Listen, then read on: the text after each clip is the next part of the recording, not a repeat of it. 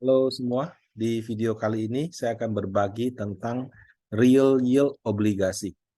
Ya, jadi kalau di obligasi ada istilah yield to maturity atau YTM, sering juga cuma disebut yield singkat saja. Secara sederhana, yield itu adalah tingkat imbal hasil tahunan, jadi yearly ya, daripada obligasi yang merupakan hasil dari kupon ditambah capital gain atau capital loss. Kalau misalnya jatuh temponya itu lebih dari 1 tahun, maka itu disetahunkan. Makanya disebut dengan imbal hasil tahunan. Nah, kalau bagi investor obligasi, ya, pada umumnya ya, biasanya kalau orang membeli obligasi itu, kalau dianggap dia sudah nyaman dengan resikonya, artinya dia percaya tidak akan gagal bayar, biasanya yang utama adalah yield to maturity ini minimal sama atau lebih besar daripada keuntungan yang diharapkan.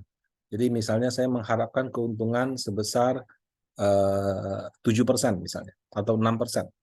Maka saya baru akan beli obligasi ini apabila YTM-nya minimal sama, kalau bisa lebih besar. Nah, investor asing, investor yang sudah lebih advance, mereka lebih menggunakan istilah real yield. Ya, apa yang dimaksud dengan real yield gitu ya? Ini yang saya bahas di video kali ini. Nah, kalau secara matematika, real yield itu sederhana Bapak Ibu. YTM daripada Sun 10 tahun dikurangi dengan angka inflasi terakhir. Jadi angka yield Sun 10 tahun terbaru dikurangi dengan angka inflasi tahunan terbaru.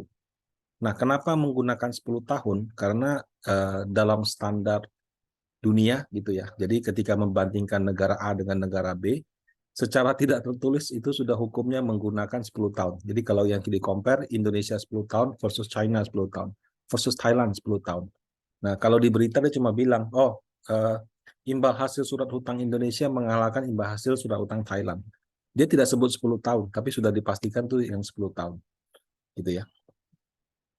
Nah, pada waktu video ini saya buat di bulan Februari 2023, Sun acuan 10 tahun, Sun itu surat utang negara ya, itu adalah FR96.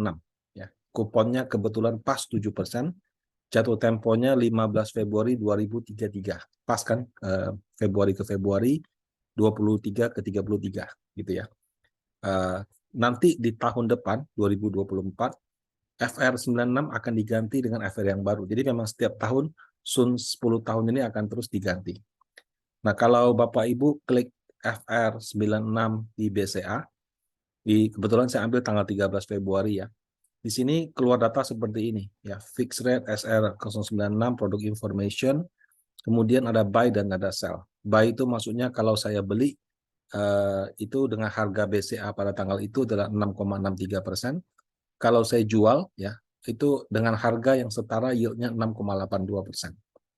Jadi ada di sini 663, 682 gitu ya. Nah, kalau yang awam soal obligasi, makin tinggi yieldnya kan 6,82, lebih tinggi daripada yang 6,63. Berarti harganya makin murah. Jadi kalau misalnya saya jual, mungkin jatuhnya misalnya aja ya 98. Kalau saya beli dengan yield 6,63, mungkin jatuhnya 99, misalnya seperti itu. Nah, kalau mau tahu harga tepatnya berapa, nanti Anda masuk ke websitenya BCA, tinggal diklik graphic price. Akan muncul harganya supaya setara dengan yield ini. Jadi berlawanan ya, makin tinggi yieldnya, harganya makin rendah. Nah, kalau investor yang profesional, biasanya tidak menggunakan harga bank. Kenapa? Karena harga bank itu harga dealing antara bank dengan nasabah perbankan, yang biasanya retail. Ya.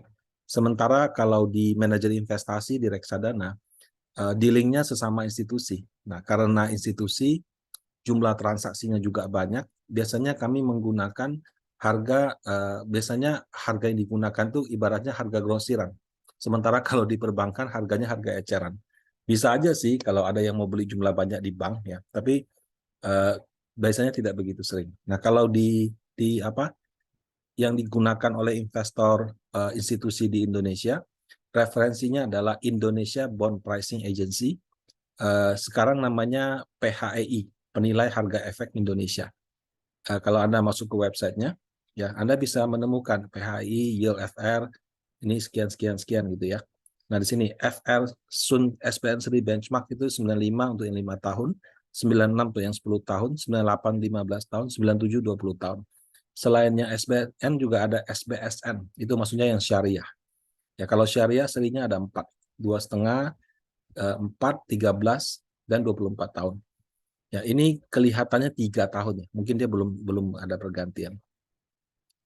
Nah, kalau kita lihat yang FR96 ini yield-nya adalah 6,7084%.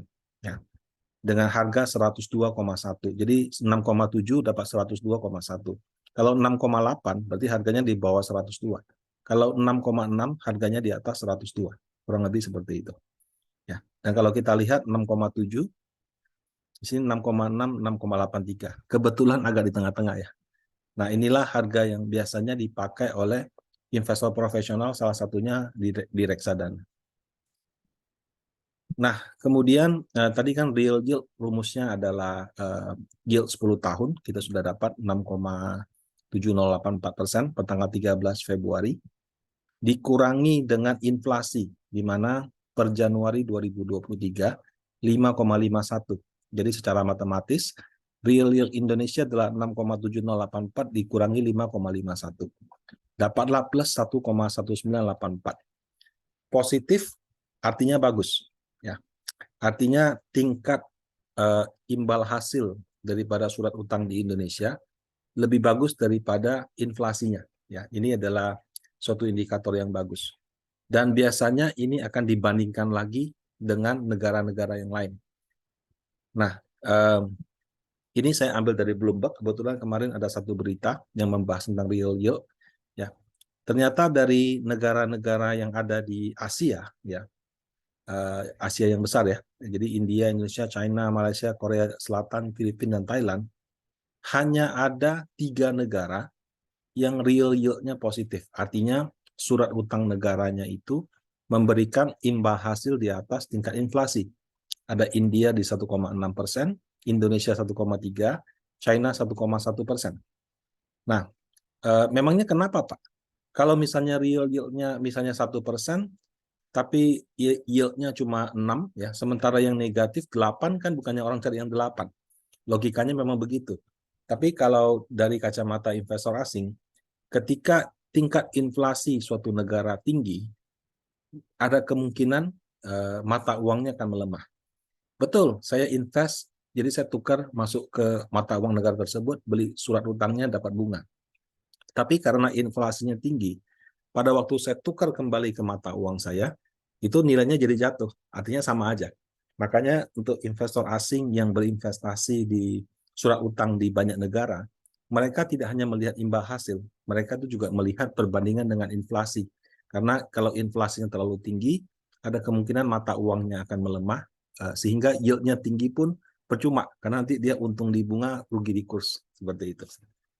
Nah, jadi mungkin saja karena Indonesia punya bond yield, real yield itu positif, itu menjadi alasan kenapa dana asing sangat deras masuk ke Indonesia dalam beberapa bulan terakhir. Ya, karena ketika mereka mau masuk ke suatu negara, mereka membutuhkan alasan. Salah satunya itu adalah real yield. Ya.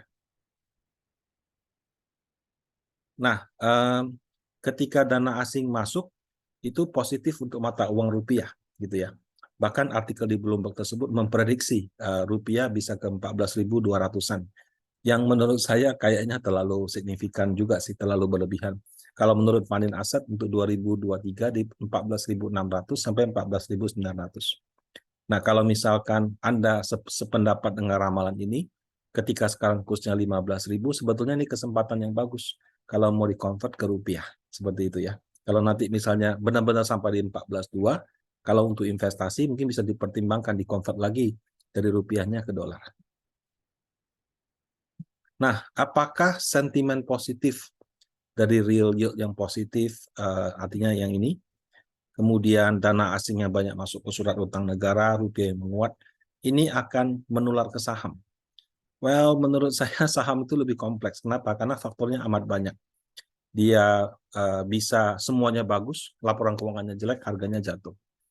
laporan keuangannya super bagus. Wah, ada berita negatif dari luar negeri, investor panik dijual, harganya juga nggak bagus. Jadi saham itu dia ada fundamental sama ada sentimen. Ya. Sama, obligasi juga ada, fundamental dan sentimen. Cuma fundamental saham lebih kompleks. Dia ada laporan keuangan, manajemen, dan lain-lain. Sementara fundamental obligasi itu lebih gampang, cuma lihat inflasi, suku bunga. Nah, sehingga kalau di obligasi lebih gampang diramalkan. Begitu data inflasi dan suku bunga sudah jelas, sentimennya kecil dampaknya. Ya, ada juga sih kalau pas lagi panik semuanya juga turun. Tapi kalau dari sisi bobotnya saya rasa sentimen sangat kecil. Kalau di saham sebaliknya, tradingnya begitu banyak. Orang yang beli saham begitu banyak. Ada yang sudah super ahli, ada juga yang coba ikut-ikutan. Nah, karena itu memperkirakan efeknya bisa menular ke saham atau enggak, menurut saya masih perlu dipantau untuk beberapa waktu tertentu. Sentimen positif itu sudah pasti ada, ya. Tapi apakah kadarnya lebih tinggi dibandingkan sentimen, itu case by case. Ya. Untuk periode Februari sampai April 2023 ini, menurut saya sentimen dari laporan keuangan dan dividen itu yang lebih berpengaruh terhadap kinerja saham. Kalau dari sisi inflasi, suku bunga, kalaupun ada, biasanya kecil. Nah, kemudian perlu diperhatikan juga, angka real yield itu berubah dari waktu ke waktu. Bisa positif kayak sekarang, ya, bisa negatif kalau inflasinya melonjak, atau harga obligasinya naik tinggi sehingga yieldnya turun. Ya. Bisa juga kombinasi daripada keduanya. Nah, yang jelas negara yang mampu mengendalikan tingkat inflasi seperti Indonesia, kalau dia bisa mempertahankan kemampuan pengendalian tersebut, itu akan membuat obligasi Indonesia semakin menarik di mata asing, sehingga menjadi suatu sentimen positif bagi mereka untuk masuk ke pasar modal suatu negara. Demikian penjelasan tentang real yield obligasi. Semoga bermanfaat dan terima kasih.